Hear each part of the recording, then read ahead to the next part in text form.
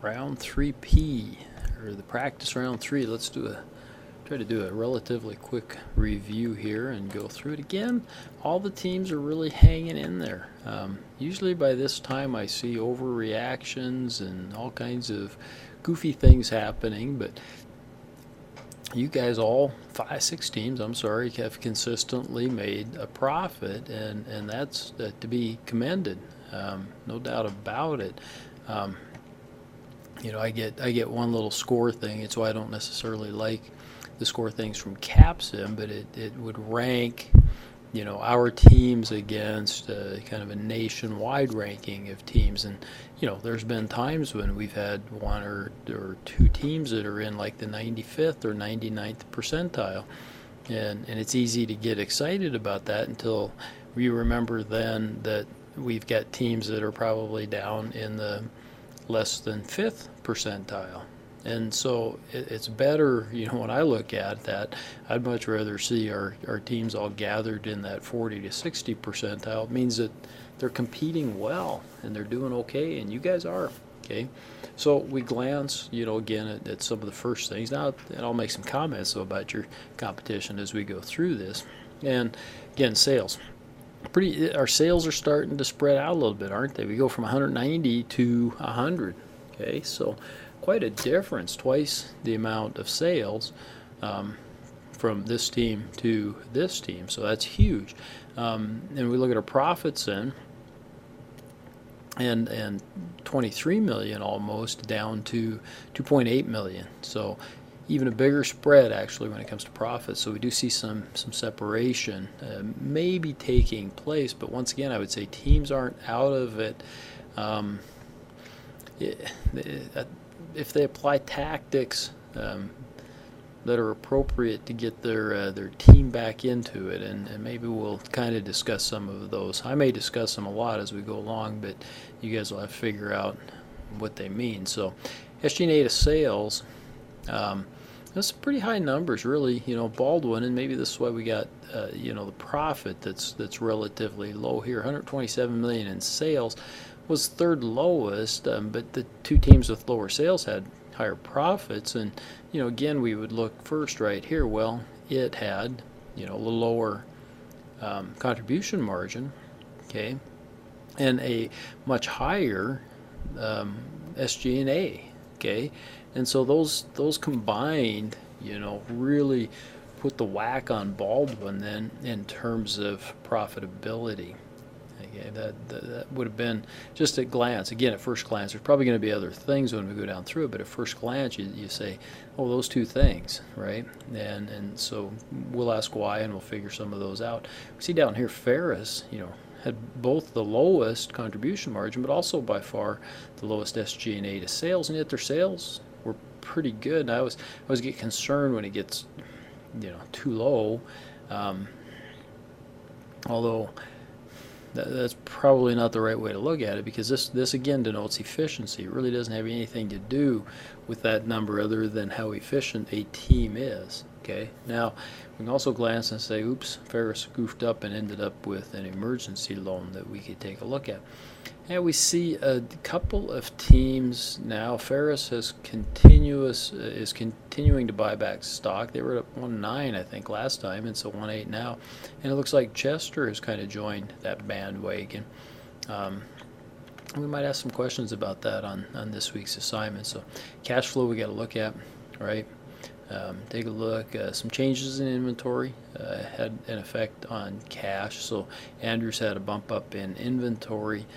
Ferris's, they probably had zero inventory and maybe still have zero inventory if I had to guess. I'm not 100% sure on that, but I know last time we were low on inventory, and so without a change, Baldwin and Chester, that's perfect. Erie's not bad at all either. When you look at small changes like that, not too big of a deal.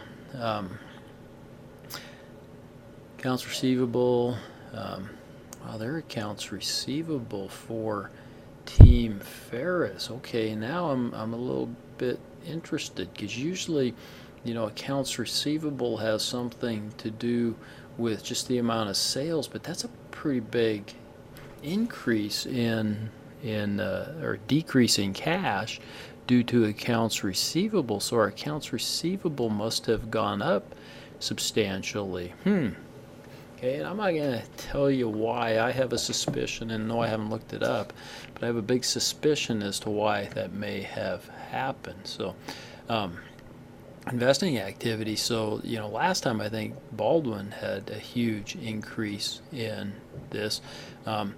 This one, 33 million in planned improvements. Wow. And yeah, Baldwin's number was bigger last time. Now Baldwin's gone the other way, but this is kind of interesting because of what I've looked at otherwise, and you guys will maybe see in a bit. So they spent a ton. Remember that, and then we'll get back to that when we get down there. Chester actually paid a dividend. Chester, like we said, bought back some stock, as did Team Ferris. Team Andrews issued stock. Okay, interesting. They raised $12 million by selling stock, and in the process lowered their earnings per share, lowered their ROE, and contributed to their cash, which they have 62 million of. Okay, long-term debt issued, so they spent some money on interest and whatnot in order to, but maybe they were a little nervous about the old emergency loan, which they didn't get. Okay, Team Ferris.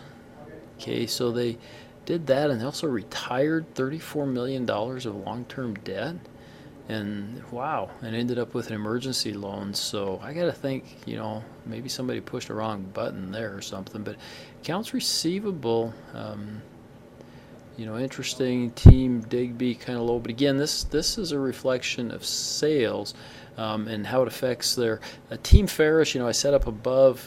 We saw up here in the cash flow that their cash went down because of that, but on second thought here now, my guess is that their sales just went up quite a bit from the last round. Just kind of guessing, but person would have to look at that to see. Inventories, we kind of surmised what was going on there. Although there are two teams without any inventory, and Chester and Erie with barely any inventory. So kind of like last round, we kind of sold out of inventory. So fixed assets, Team Baldwin and Team Ferris have a lot of fixed assets.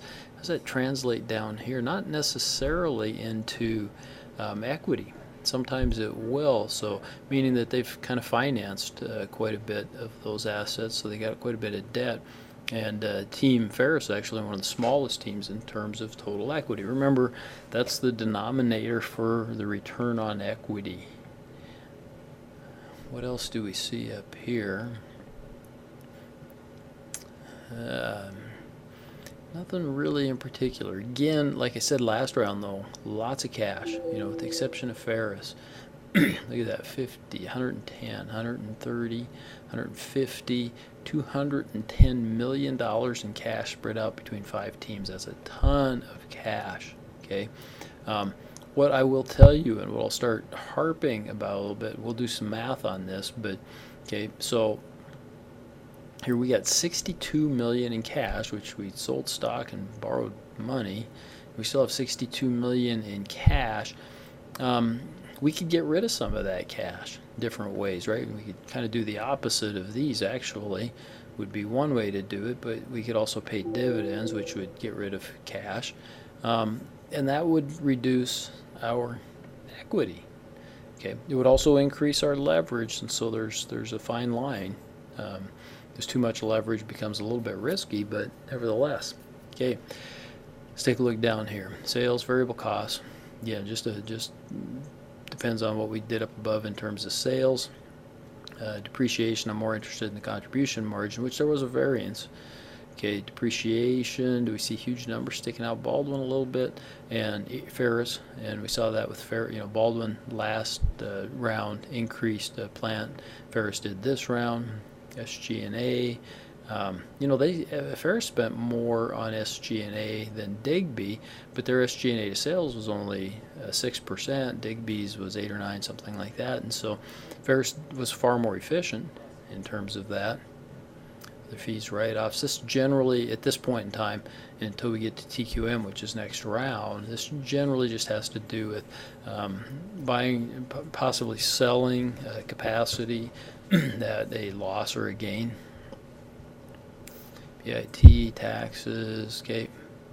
There again, profits. So this is what I found interesting, because remember we talked about capacity and then using capacity and those types of things, and so Team Ferris, it looks like, well, they dropped capacity. Yeah, that's what's interesting. It looks like they might have decreased capacity, and yet they spent a ton of money here on plant improvements. I wonder what happened. I wonder what happened. Maybe we'll find out. We see teams starting to use a little bit of capacity. Okay, Andrews is using more than first shift, and Ferris, to a large extent, more than first shift. And Andrews looks like did they spend much on plant improvements? I'm sorry, I got to roll up here. Only $4,800 or $4.8 million, I guess it would be. And yet, and maybe they've made some consistent changes along here in terms of their automation, but that's kind of interesting.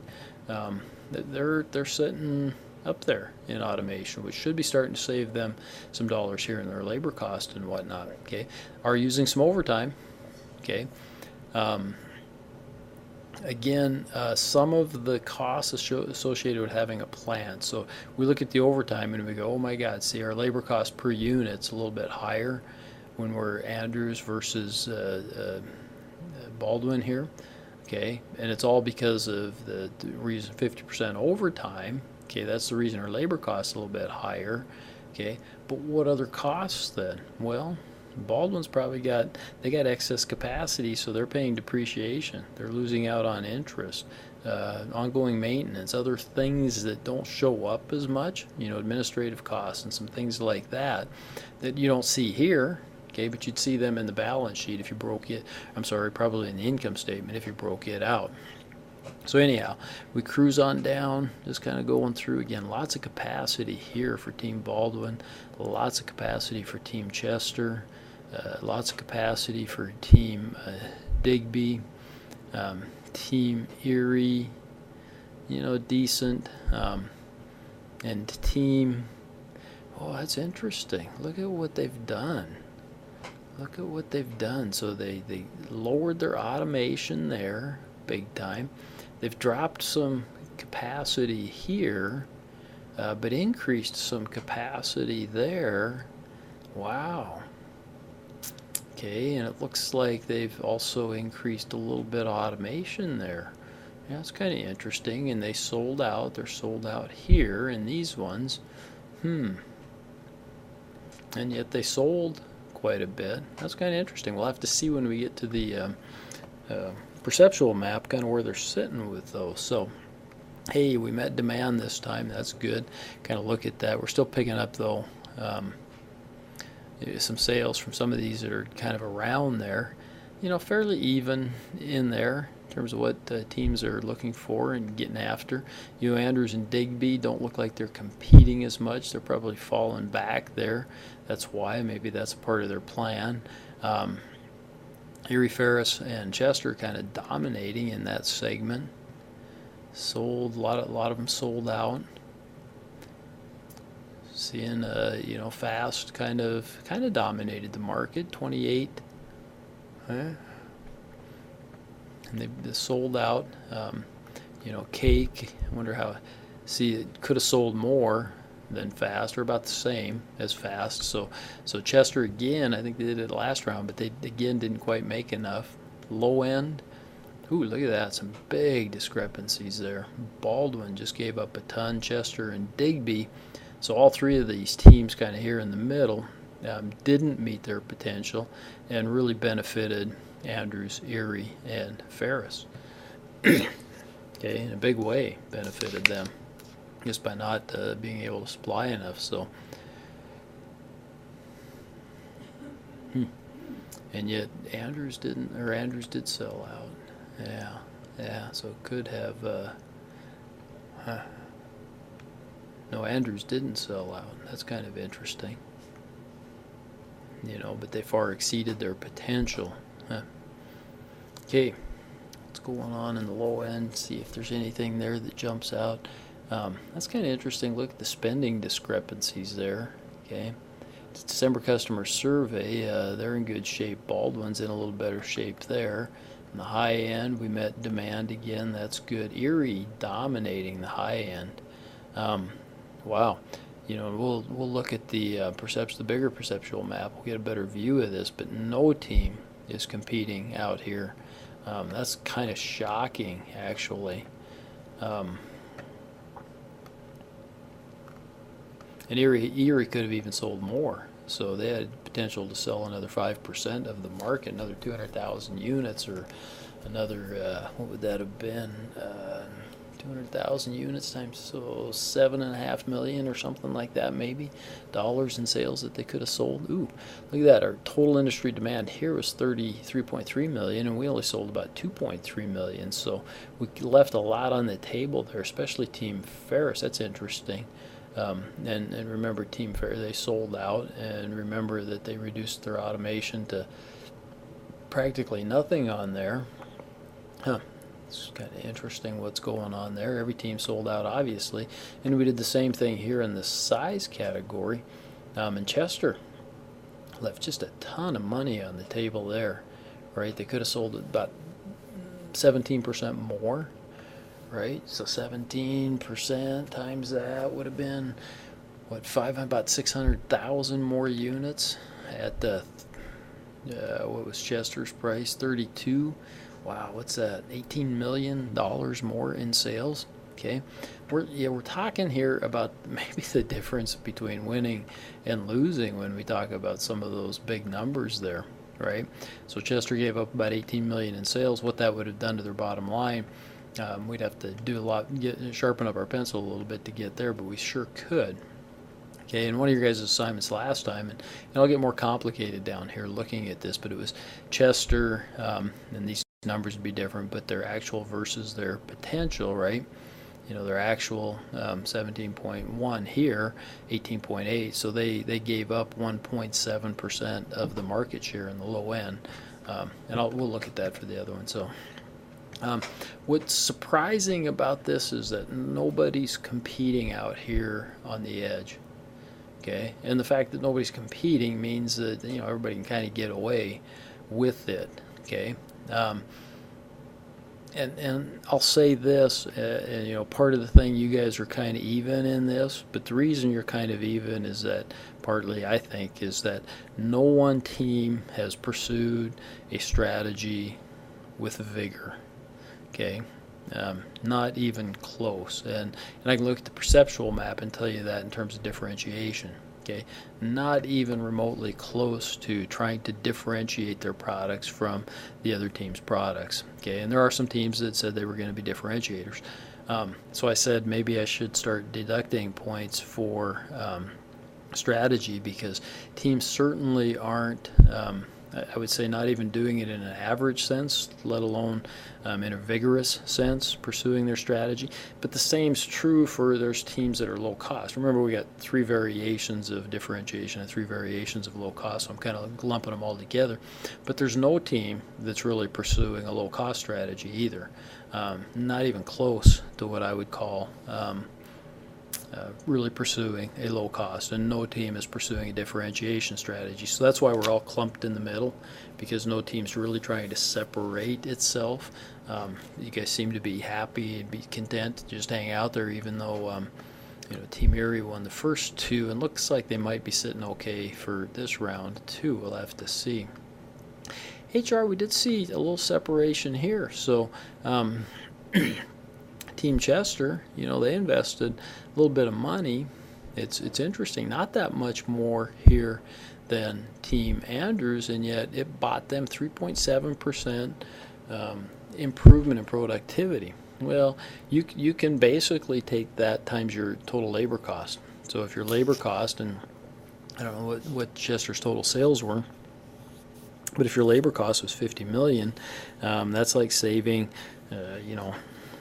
about $1.7 million. Okay, not only that, you'll make this investment now. So there's $2 million. So you wouldn't have got your $2 million, and it'd be more for the training hours as well. So you wouldn't have got that back this round, but you're going to save that amount every round going forward. And not only that, you're going to save more than that because the numbers keep getting bigger, right? You're going to make more. You're going to have more labor costs next round, and you're still going to save that 3.7%. Okay, based on your labor cost in the next round. And so these investments, they don't necessarily pay you back, okay, in the round that you make them, but they can have really long-term positive consequences if you sharpen your pencil a little bit. Okay, so one team kind of did that, it looks like. Total HR cost, with the different things that it did. So again, didn't get its money back, but yet, okay, got a decent amount of money back. Okay, decent amount of money back. And TQM you guys are going to be doing next round. So, yeah, again, you guys are kind of clumped in the middle, but that's because no team is trying to separate itself. I kind of regret that I didn't have a computer running one team. I think the computer would probably be winning pretty soundly if that were the case, because the computer kind of does pursue a little more vigor a particular strategy, whatever its particular strategy might be. But on the other hand, you guys are all doing okay. So it's you're all getting C. Some of you are getting C pluses, some of you C, and some of you C minuses. Is kind of how it. Just a grade on the game doesn't have anything to do with your grade for the class. Don't get worried. But that's kind of where everybody's sitting. Okay, I would say in terms of your grade for the game. That should be enough review. We'll get into the assignments and whatnot here soon.